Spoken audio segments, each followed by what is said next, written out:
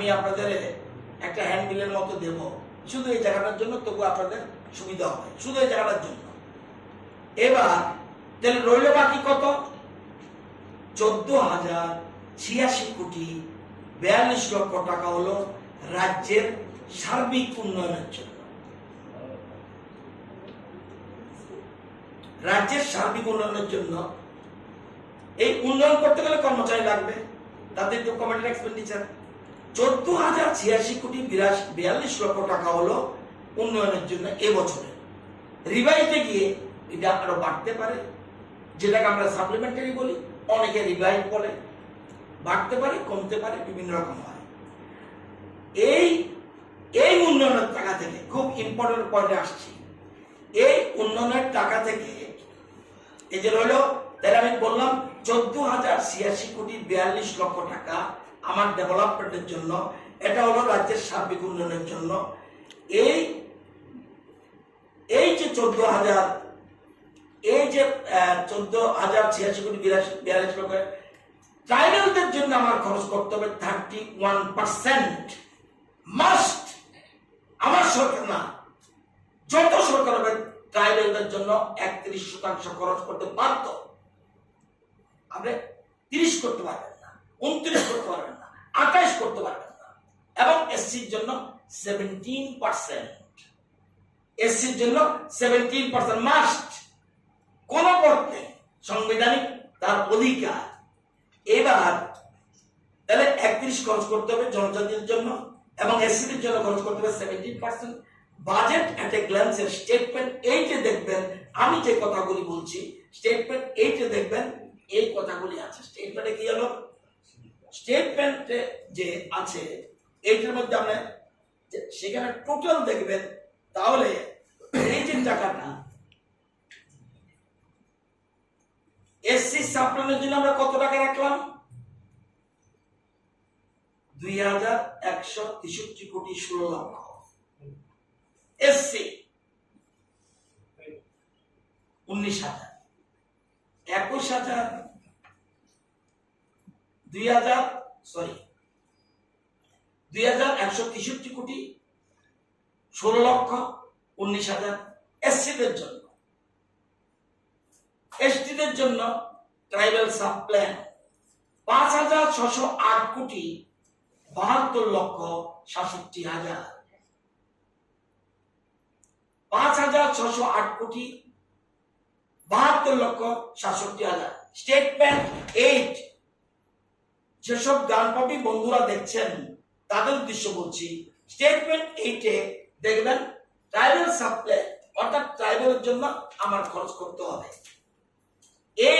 এবার যে আমি ফিগারটা বললাম, আগে যে ফিগারটা বললাম 14,086,42,00,000 টোটাল রাজ্যের মানুষের উন্নয়নের বাজেট, এর 31% রাখার কথা।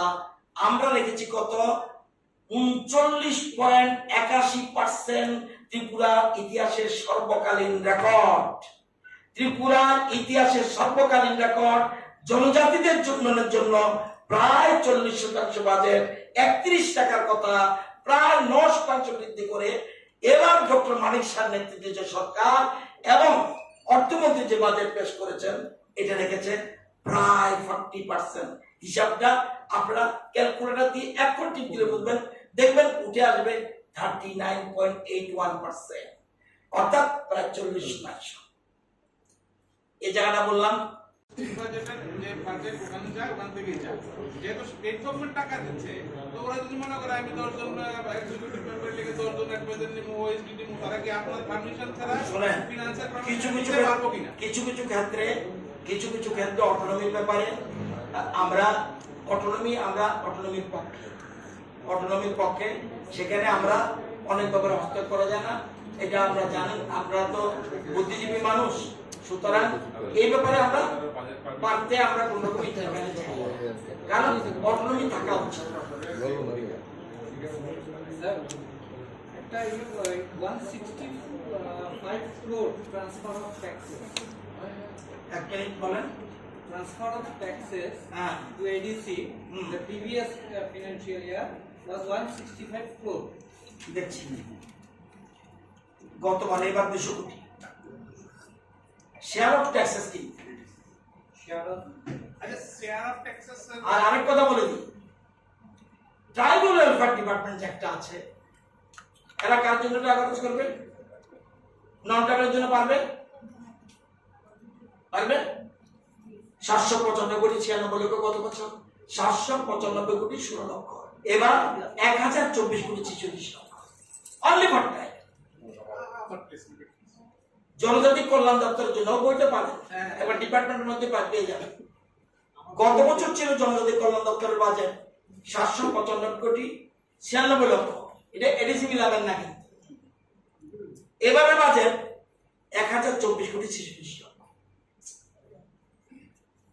1024 এই যে আমি টিএসপি বলছি, টিএসপি ট্রাইবাল সাবপ্ল্যানে কত টাকা বেড়েছে গতবার থেকে? 888 কোটি 33 লক্ষ 2000 টাকা। ট্রাইবাল কিন্তু বারবার, তার মানে ট্রাইবালের জন্য বারবার যাতে ভুল ব্যাখ্যা না হয়,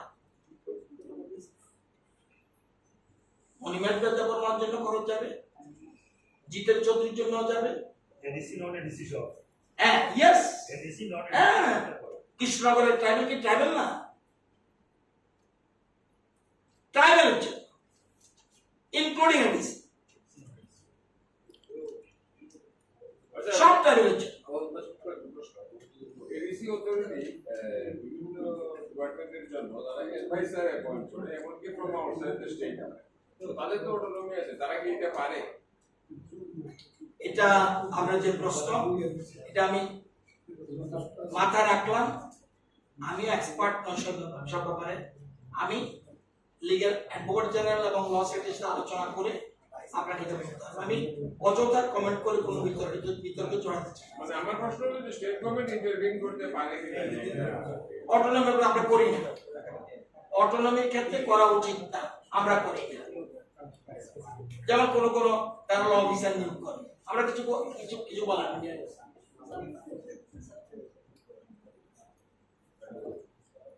ঠিক আছে,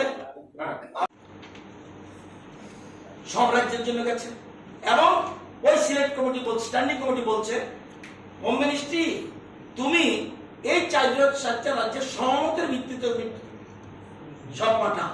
এবার আসামের কাছে গেছে, মেঘালয়ের কাছে গেছে, মিজোরামের কাছে গেছে, ত্রিপুরার কাছে। ত্রিপুরার কাছে আসার পর আমরা তো যেটা বললাম আমরা দিয়ে দিয়েছি এবং দেখবেন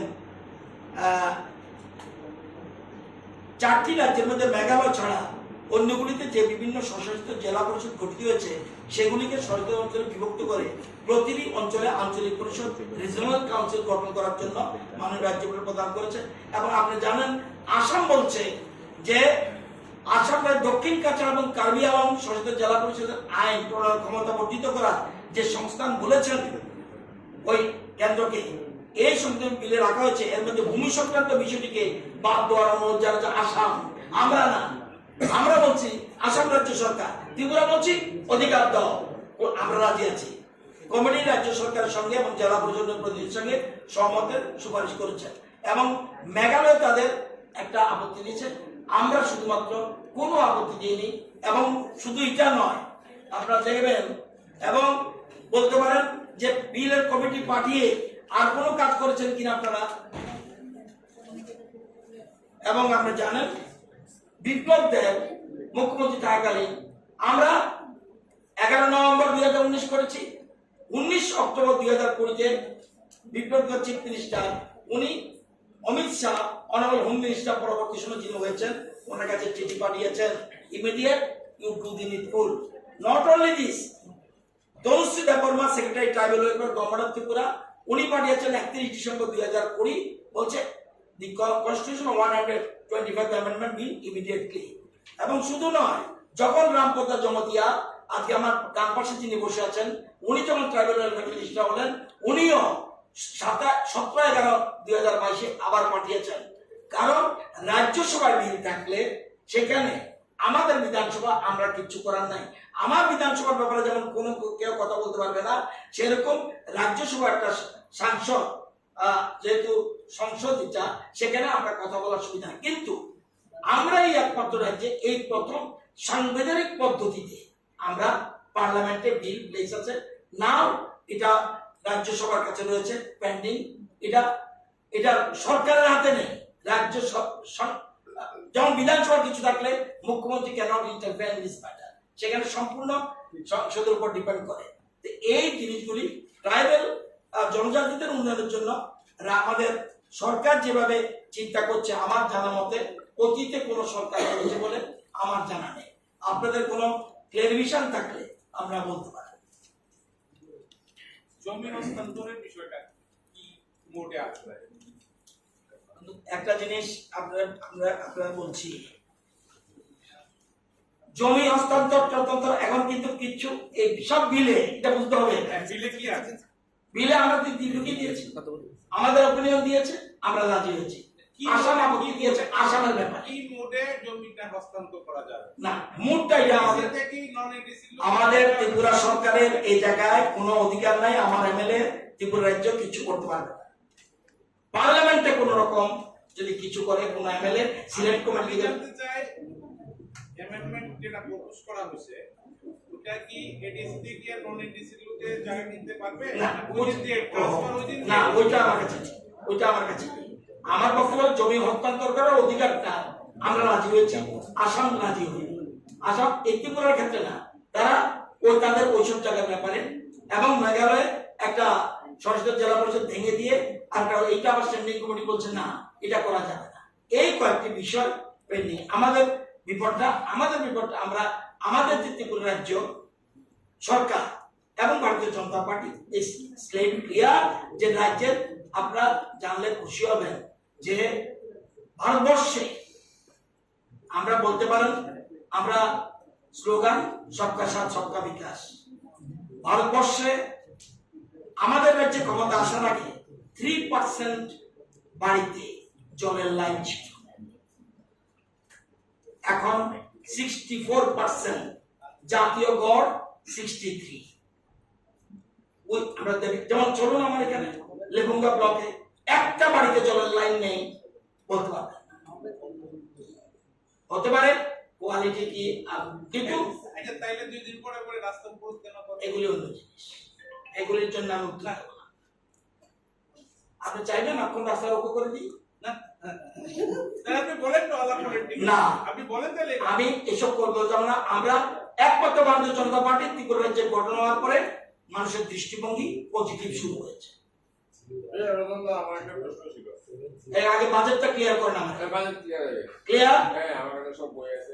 আর ইউ স্যাটিসফাইড? হ্যাঁ, এনিবডি রিগার্ডিং বাজেট? আজকে এটা আমরা কি ট্রাইবালদের জন্য 2% দেখেছি? স্যার হ্যাঁ, স্যার অনেক বেশি। স্যার এই বছর করতে হবে হঠাৎ করে 2% ছিল এটা বাইরে এটা আমি জানি না, আমি কারো নাম বলবো না, আমি কারো নাম বলবো না, এগুলি বিভ্রান্তর করা। আমি কারো নাম বলবো না, 7% না যেটা ইচ্ছা করো। আমি আপনাদের কাগজ আমি এরকম ভাবে সিস্টেম করবো। আমার একটা প্রশ্ন, স্যার এডিসি তো সিএজি আন্ডারে, হ্যাঁ সিএজি আন্ডারে, বলেন। কিন্তু এডিসি তে রেগুলার কি অডিট হয়?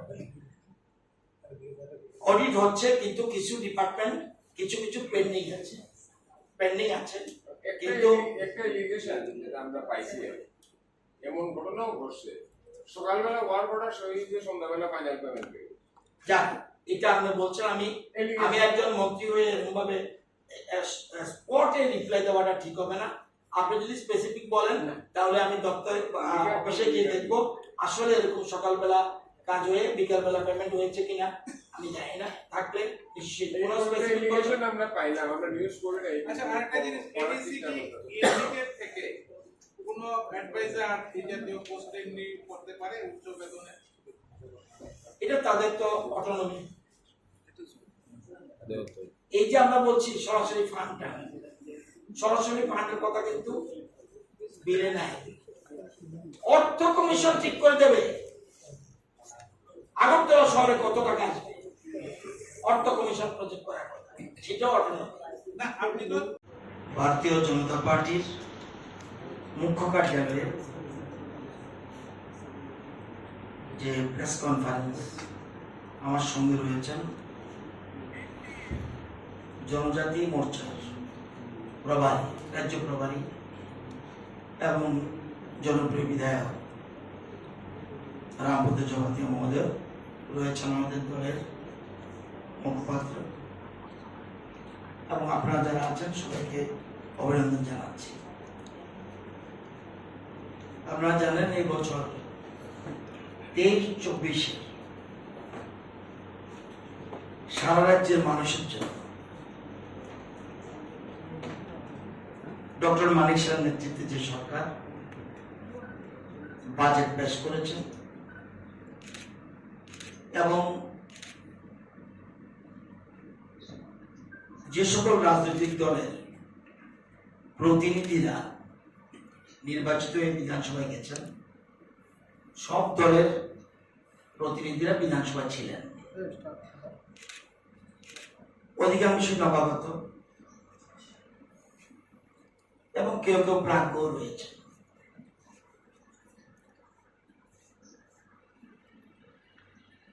ইদানিংকালে সিনিয়র সাংবাদিকরা বিধানসভা সাধারণত যাচ্ছে না, এটা আমি ইদানিং পরিলক্ষিত করছি।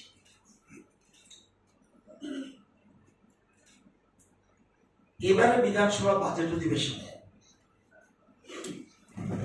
কয়েকটি বিষয়ে একটু স্পষ্টীকরণ দরকার রাজ্যবাসীর স্বার্থে।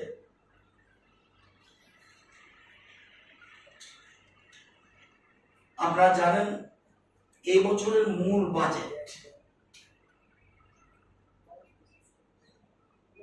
27,654 কোটি 44 লক্ষ। বাজেট নিয়ে আমাদের অর্থমন্ত্রী, রাজ্যের অর্থমন্ত্রী বিধানসভার বিস্তৃত ব্যাখ্যা করেছেন। এরপরে ডক্টর মানিক শাহ, আমাদের রাজ্যের মাননীয় মুখ্যমন্ত্রী, উনিও ব্যাখ্যা করেছেন। বিরোধী দলনেতা সহ সকল সদস্যরা পার্টিসিপেট করেছেন। কিন্তু দেখলাম বিধানসভা থেকে বেরিয়ে এসে কিছু কিছু রাজনৈতিক দল অপব্যাখ্যা করছে।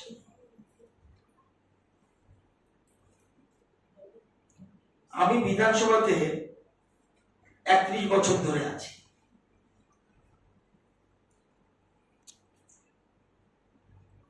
আমি এই ব্যাপারটা, কেউ কেউ বলছে জনজাতিদের জন্য মাত্র 2% টাকা রেখেছে, কেউ কেউ বলছে 3% টাকা রেখেছে। মূলত এই বিষয়টাই ক্লিয়ার হওয়া উচিত। আমাদের বক্তব্য,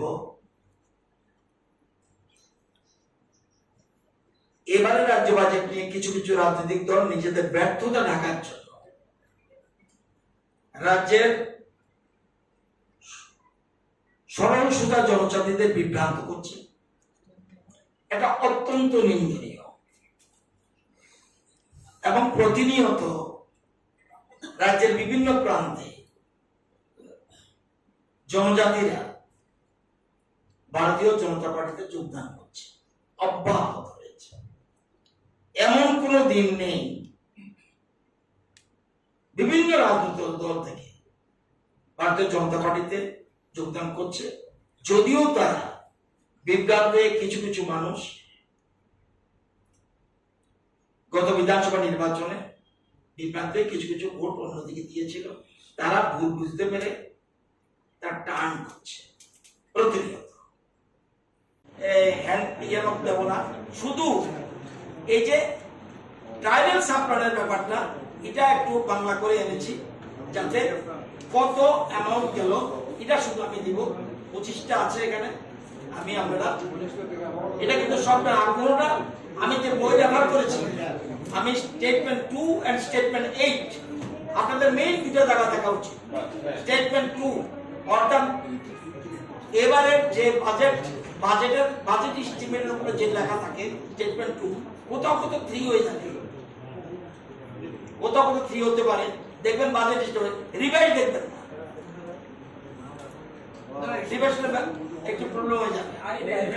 হ্যাঁ, আরে ইয়েস আমি সবটাই বাজেট এস্টিমেটের উপরে বলছি। আর যদি থাকে আর পর্যায়ে লাভ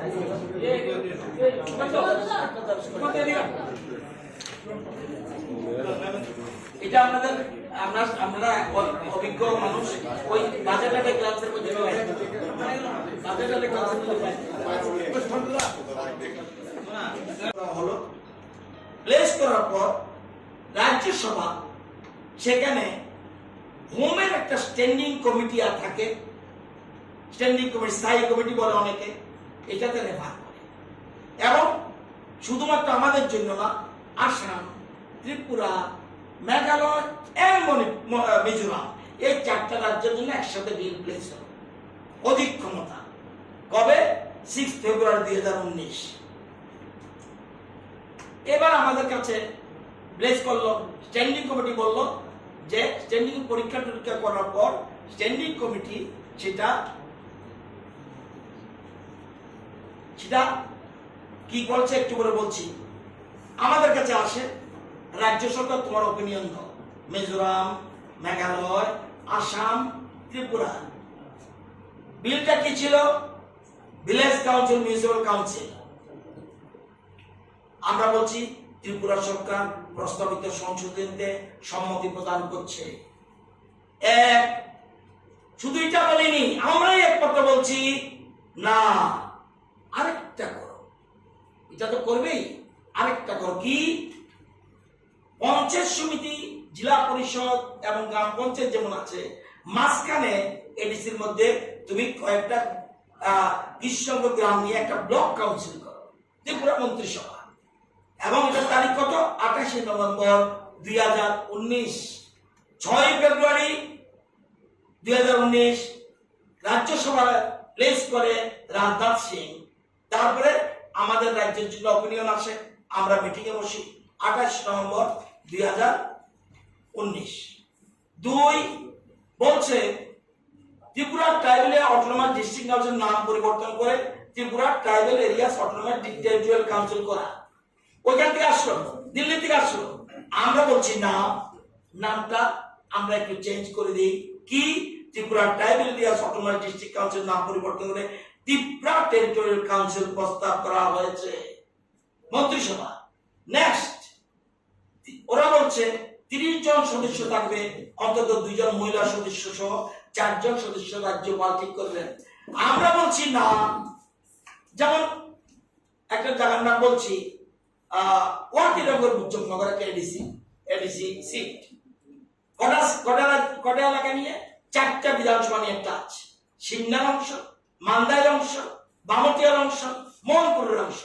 আমরা বলছি না, 50টা সিট করো, 30টা না, জনজাত মানুষ যেন তার সার্ভিস পায়, জনতার জন্য 50টা করো। এবং যে সকল প্রতিনিধি জনতা সম্প্রদায় থেকে আসেনি, জমাতি আসতে পারে, দেবর্মা আসতে পারে, রিয়াং আসতে পারে, মগ আসতে পারে, এমনও অনেক সম্প্রদায় আছে তাদের প্রতিনিধি থাকবে না। আমরা বলছি 3 জন সদস্য, মহিলা সদস্য, যেসব জনতা সম্প্রদায় থেকে নির্বাচিত হয়ে আসেনি তাদের থেকে 3 জন মহিলা ঠিক করে দাও এবং মোট 6 জন করো। 50 জন হলো মোট মেম্বার, প্লাস 30-এর জায়গা 50 এবং 4-এর জায়গা 6। এটা আমরা বলেছি, এটা আমরা ঢুকিয়ে দিয়েছি। এবার বিলে বলা হয়েছে রাজ্যপাল দলত্যাগের কারণে নির্বাচিত অযোগ্যতার জন্য বিধি তৈরি করতে পারবেন। বিলে সেন্ট্রাল যে বিল পেশ করছে, আমরা বলছি ত্রিপুরা সরকার প্রস্তাবিত সংশোধনীতে সম্মতি প্রদান করেছে। নেক্সট, প্রস্তাব আরেকটা, রাজ্য নির্বাচন কমিশন দ্বারা সমস্ত স্বায়ত্তশাসিত কাউন্সিলের নির্বাচন পরিচালনা করা। আমরা বলছি আমরা এই প্রস্তাবে রাজি আছি।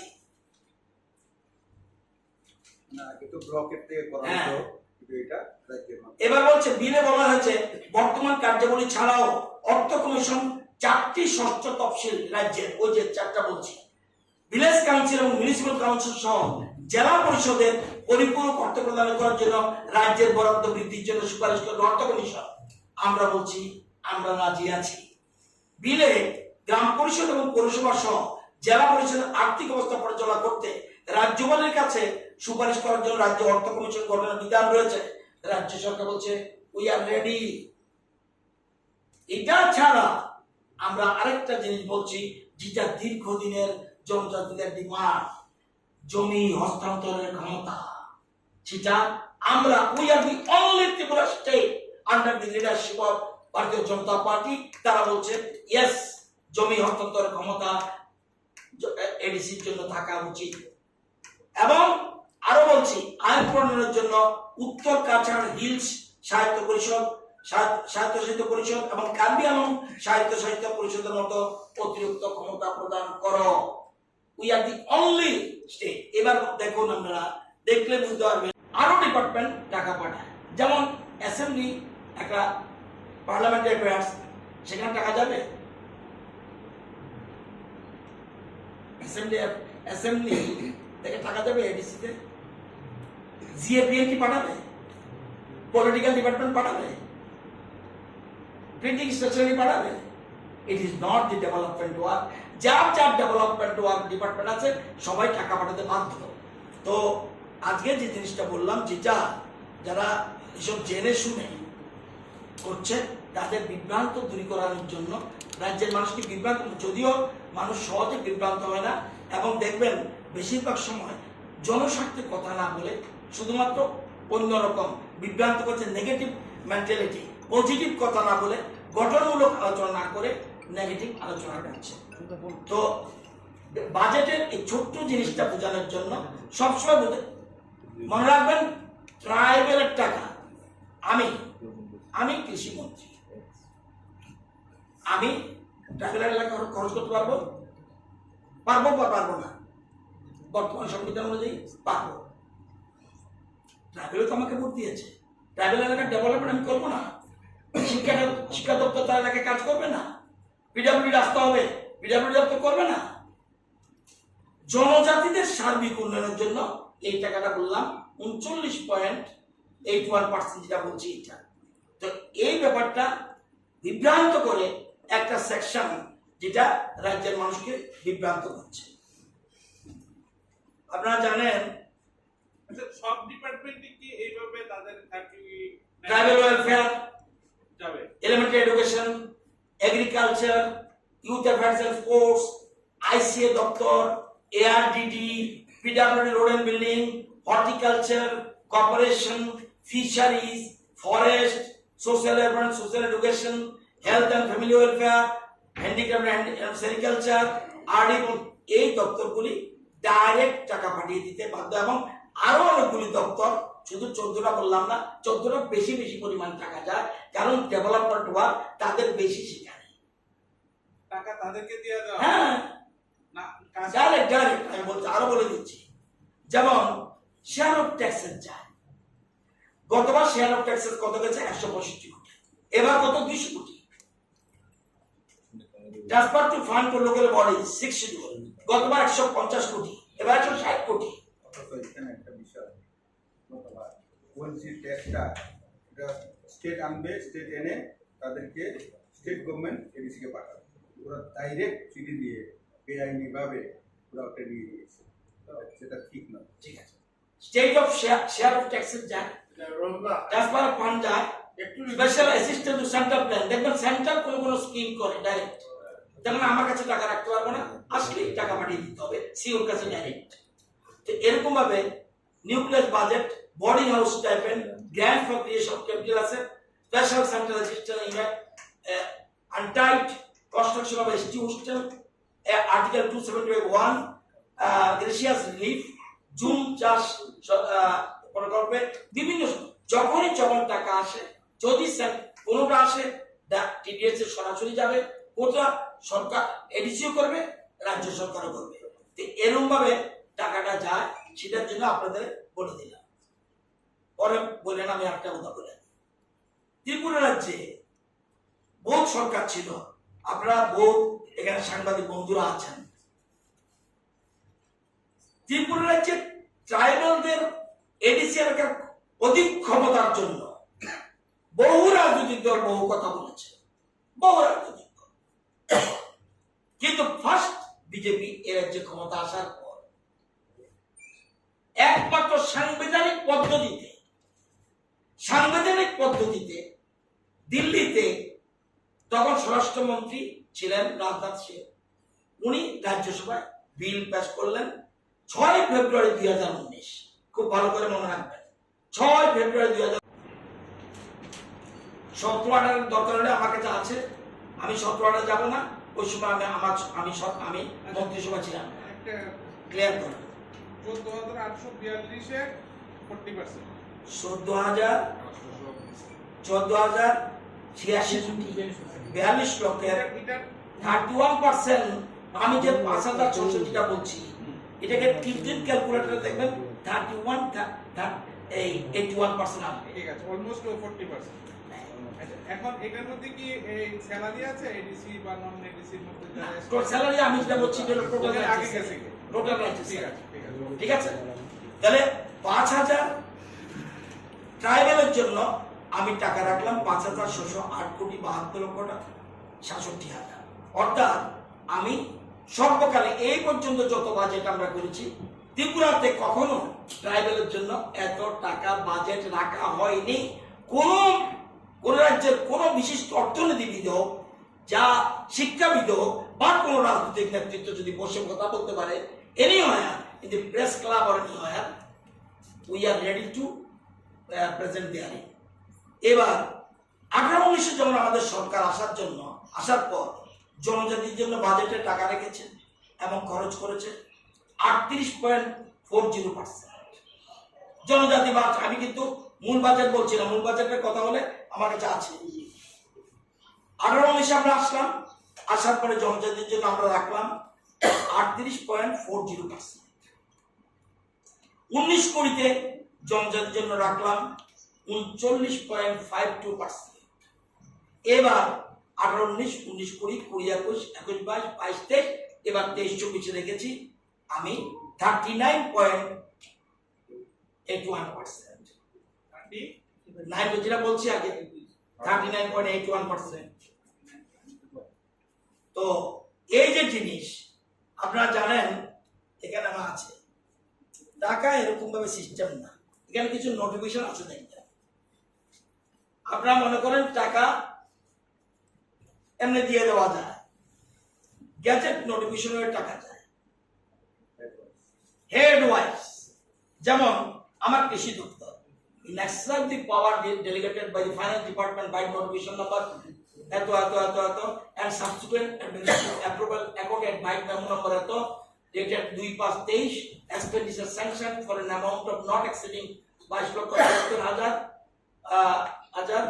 only for execution of market development in TDIDC areas to be implemented by the TDIDC subject to the observance of the of all codal formalities as required under the rules, government orders. The amount is payable to the Chief Executive Officer, TDIDC Kumlung.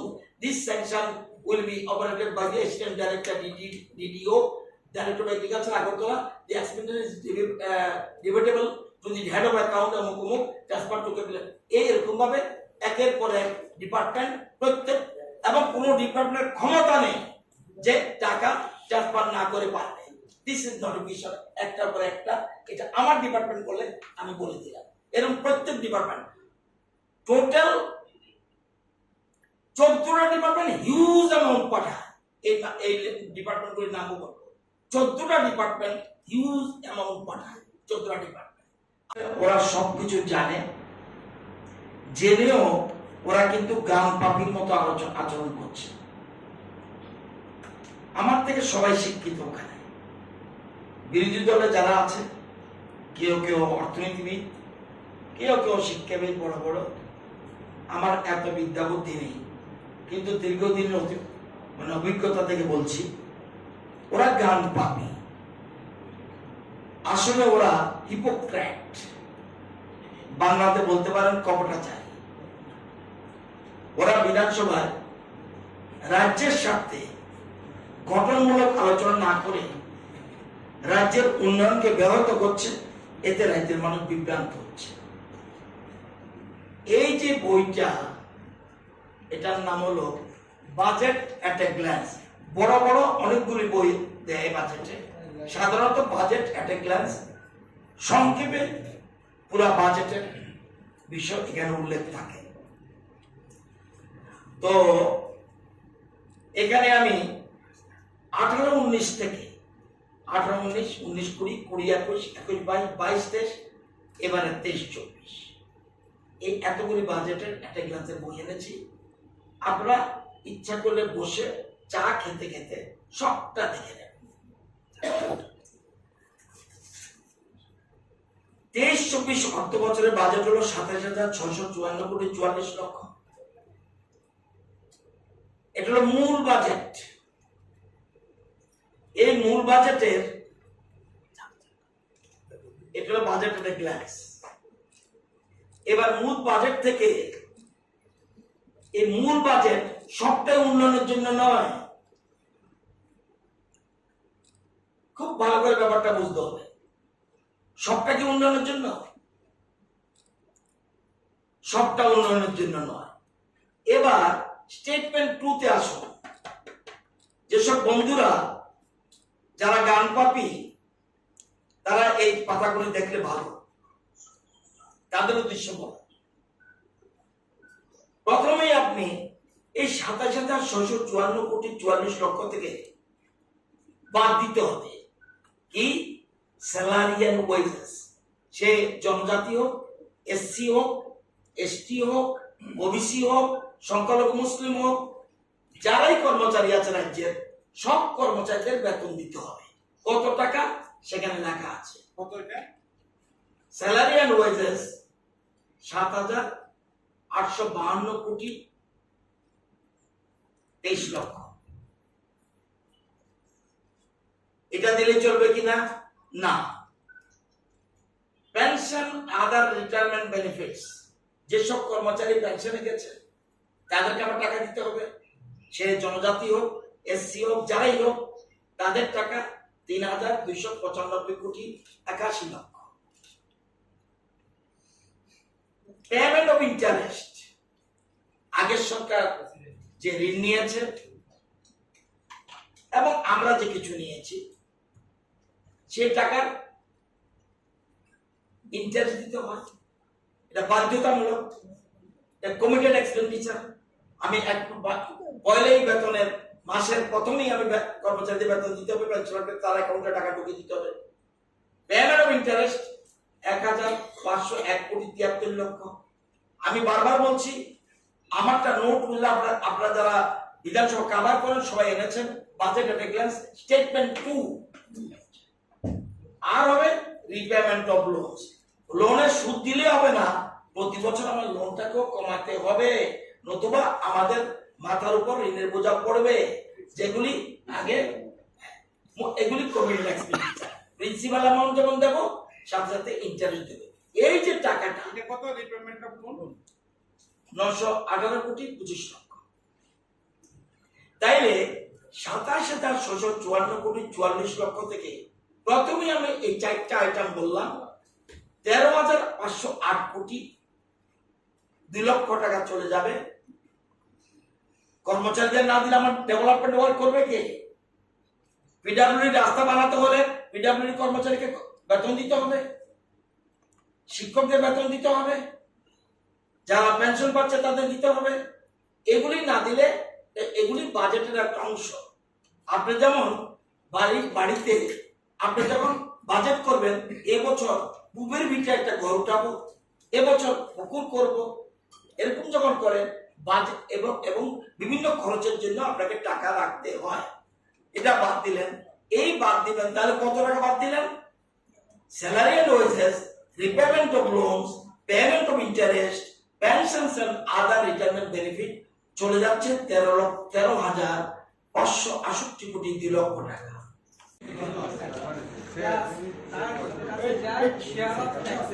না, আগে এই control করবেন, তাহলে আর বেশি হয়ে যাবে। না, এই সব কিছু কিন্তু এই টাকা।